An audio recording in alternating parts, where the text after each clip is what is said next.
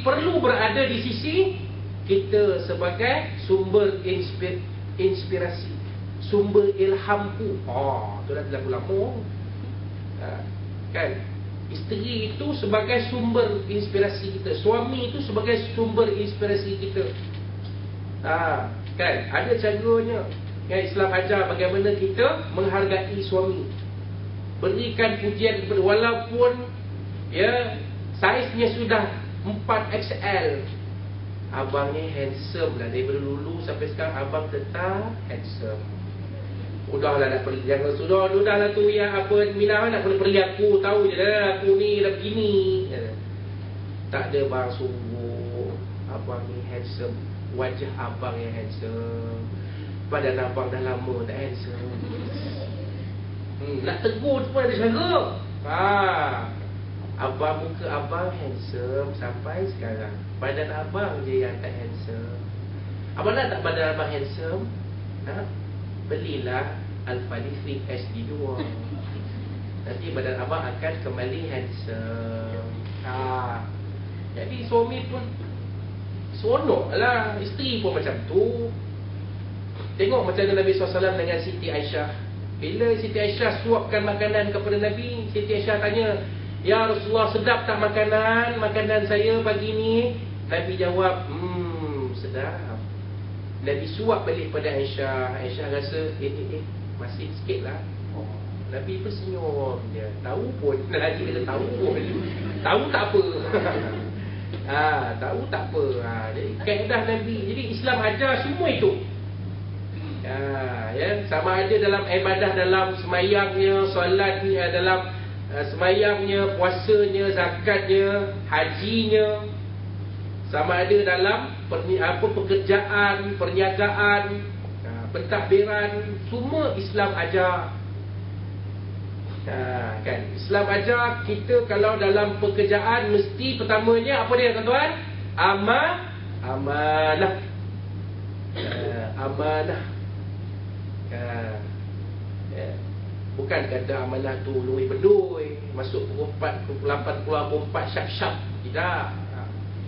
Kan, dia adalah kita kata tarik tolak sikit, tapi amanah dalam pekerjaan.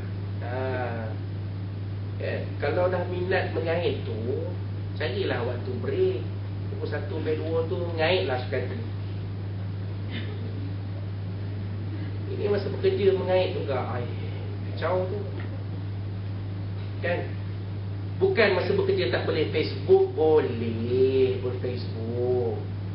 Kan? Tapi kalau dah tak ada kerja menghadap tu, bolehlah buka sekejap. Kan kita beli iPad, beli apa benda tu?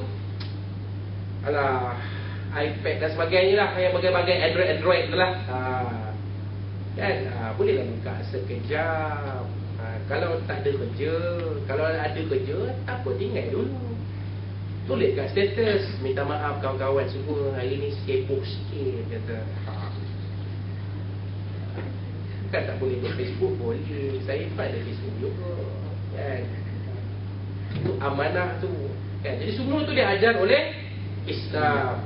Kan? Sebab Islam itu agama yang sempurna. Allah Ta'ala sebut dalam Al-Quran, "Al-yawma akmaltu lakum dinakum wa atmamtu alaikum ni'mati wa raditu lakumul Islam madinah."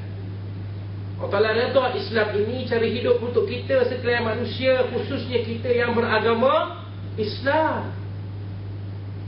Semuanya ada dalam Islam. Nak kahwin pun ada dalam Islam. Kan? Nak membina keluarga pun ada dalam Islam. Nak membina anak pun ada dalam Islam. Ada. Kan? Nak membina anak tu, mana anak tu nak besar tu, macam mana cara kita nak bina anak tu jadi anak soleh, ada dalam Islam. Islam ajar. Kan? Pesanan Luqman kepada anaknya, "Ya bunayya la tusyrik billah inna syirka la zulmun azim." Wahai anakku, wahai anak andaku, jangan kamu sekutukan Allah dengan sesuatu. Jadi kita sebagai bapa jangan meletiak kena nasihat baik-baik juga. Kan? Wal mau'izatil hasanah, kena beri nasihat yang baik-baik kepada anak. Anak kita baru ambil UPSR, tak dapat 5E. Jangan kita rendah, jatuhkan semangat dia. Kamu tu kalau dah bodoh juga. Abah dah kata kamu tak akan dapat 5A, kamu dapat 5E. Dah bodoh tu bodoh juga, mangkuk hayul lembu. Jangan macam tu. Kita dah jatuhkan semangat anak kita. Kita kena naikkan semangat. Tak apa, baru UPSR. Ada hikmahnya kamu dapat 4A 1B. Nanti masuk sekolah menengah kamu pulun balik. InsyaAllah bila PMR nak masuk rasanya, ada PDS tingkatan 3 skor betul-betul, nanti boleh masuk Kuala Islam Sultan Al-Fshan macam Ustaz Azmi. Jadi kan kalau SPMT boleh dapat 20A macam kakak Nik Normadihah, bagi semangat kepada anak-anak kita. Islam ajar semua tu. Ya, Islam ajar. Sebab Islam ni agama yang sempurna. Semua adalah Islam. Tak ada apa benda yang tak adalah Islam. Ada orang kata itu dalam Quran ada tunjuk cara bikin highway lah. Memang Islam tak cerita. Dalam Islam dalam Quran kata cara memilih highway mula-mula begini, lepas tu begitu. Tak ada, memang tak ada. Tapi Allah Ta'ala bagi satu ayat yang yang cukup cantik. Fas'alu ahla dzikr in kuntum la ta'lamun. Tanya kepada pakarnya kalau kamu tak tahu. Kalau pengurusan, tanya kepada tuan-tuan dan perempuan. Tuan-tuan perempuan bahagian pengurusan. Kalau bahagian klinikal, tanya kepada doktor dan jururawat. Kalau tanya pengurusan, jangan tanya kat dia orang. Dia orang tak reti, dia orang tahu cucuk jarum kat pesakit. Tu yang tahu lah. Sakit mengetuk-ketuk tu, bagi injection.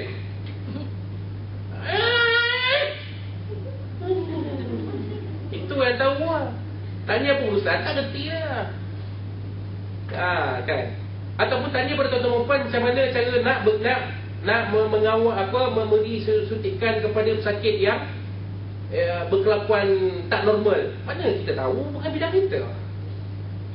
Kan, kalau tanya pada orang pada saya macam tu, Ustaz macam mana nak pasal pemancar astro, memang aku tak reti ya, bukan bidang aku. Itu dia Islam tunjukkan. Tanya kepada pakarnya. Kalau kita tak nak tahu tentang masakan, tanya kepada Chef Wan. Nak tanya tentang psikologi, tanya kepada Dr. Fazilah Kamsah. Nak tanya tentang sakit puan, tanya kepada Dr. Harlina Siraj. Tanya, apakah dia masing-masing ada? Nak tanya pada lawak, tanya kepada pakarnya. Tanya kepada Johan dan Zizan. Itu pakar lawak. Segala macam lawak boleh buat. Tok kata pada dia akak kan, sampai terpaksa pakai voice. Tahu kan? Tahu tak gua? Tak tahu apa tak perasan. Allah batal sembahyang aku. Kena pakai voice. Ustaz dia tahu aje. Ustaz dia kena semua tahu. Tak pakar tak apa, tapi dia kena tahu semua. Kan? Sebab Islam tu agama yang sempurna. Baik. Itu dia. Islam itu, oleh kerana dia agama sempurna, maka Islam itu menerima segala-gala yang dilakukan oleh manusia itu sebagai ibadah. Akak masak untuk suami, ibadah. Betul. Penat-penat kita pun yang beefsteak 1. Weh, macam kedai lah kita. Kita membuatlah beefsteak 1 kan. Mentang-mentang lah suami kita dah belikan 50 kilo daging simpan dalam freezer. Pasal suami kita memang beratur makan beefsteak ni. Beefsteak 1. Buatlah, tak apa. Saya ingat ada pesanan peraja ni. Suspend datang pun suspend ni. Pesanan peraja ni saya rasa sesuatu lah. Manalah tahu kan. Baik. Jadi sekarang ni tak apa. Pukul 12, pukul 11.55 kita break. Break. Siapa-siapa nak pergi warai ke apa ke, pukul 12 masuk balik, kemas kemih. Kita buka ruang macam mana yang Ustaz Sur kata tadi, untuk soalan-soalan. Mana tahu pun ada yang nak bertanya dan sebagainya. Mana tahu kan. Kau nak tanya Ustaz still available ke? Melampau Ustaz. Tak ada. Saya mungkin not single, tapi saya tak berani kata saya available lah. Tapi saya ni badan besar, tak nak lari. Nanti kan susah nak lari. Kena kerja apa-apa. Kan. Okay. Jadi Islam terima apa saja yang kita buat sebagai ibadah. Buat apa, sediakan masakan untuk suami, juadah mengantuk suami, ibadah.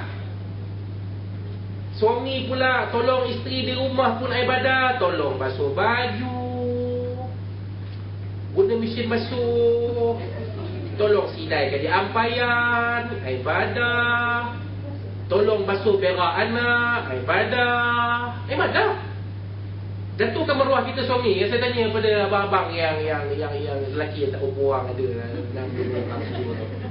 6-7 orang. Basuh berak anak tu hina benar ke? Teruk benar ke basuh berak anak ni?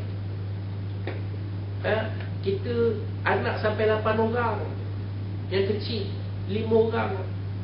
Yang besar sikit 3 orang. Kita kenalah bantu isteri kita. Sial isteri kita kerja.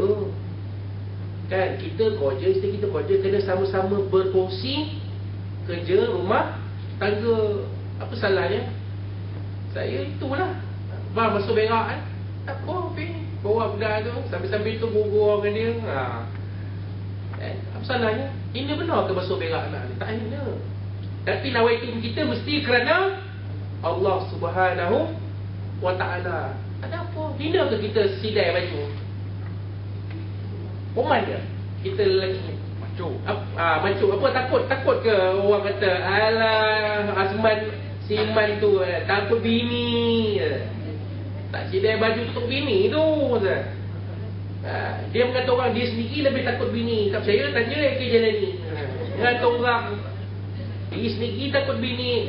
Kita semangat malam lain. Kena tanya-tanya juga. Tak hina. Asalkan kerja kita tu niat kita kerana Allah Subhanahu wa ta'ala. Kerja kita ni pun, yang kita buat sekarang ni pun, kalau kita niatkan mula-mula Bismillahirrahmanirrahim, kita baca doa, Ya Allah berkatilah segala amalanku, pekerjaanku yang dilakukan pada hari ini daripada mula sampai ke akhirnya. Setiap yang kita buat itu ada kiraan di sisi Allah Subhanahu wa ta'ala. Ada kira dia. Walaupun kita hanya memberi senyuman. Pegawai apa, pembantu hemat pelanggan kan. Istilahnya pembantu hemat pelanggan. Apa dia panggil bahasa Inggeris tu? Bukan GRO, PRO, Public Relation Officer GRO tu Guest Relation Officer kan? Tapi sekarang istilah tu tak salah kan. Pegawai hemat tetamu. Yang datang ke hospital ni bukan tetamu kah? Yang datang hospital kita yang sakit, yang nak ambil ubat, yang nak buat check up ni bukan tetamu kita ke hospital. Tetamu kita ni. Jadi kalau kita tengok pakcik sial, pakcik tu jalan. Macam kata ustaz tu jalan pun tengok handphone kan, nak pergi bagi ceramah kan. Ustaz nak kursi roda ke? Biar saya tolak ustaz ustaz tu senyum dia. Saya memang tengok pula yang bertanya tu pula cun. Jadi bertambah sakit. Boleh tu. Saya memang nak sangat kursi roda. Dalam duduk kursi roda tu sempat murat tu tanya nama siapa. Nama saya Lina ustaz. Umur berapa? Umur saya baru 25 ustaz. Graduate ke? Ustaz baru graduate. Single ke?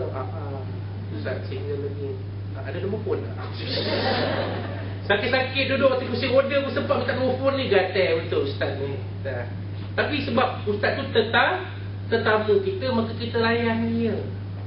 Orang yang sakit di hospital ni tetamu kita layan dia. Di setiap kita ini adalah guest relation officer di hospital. Tapi dia orang nak gunakan lain tu yang jadi kotor GRO tu. Sebenarnya kalau tengok istilah dia, tak kotor istilahnya kan. Guest relation officer, pegawai khidmat tetamu. Guest tu tetamu. Semua yang datang ke hospital tetamu. Macam kami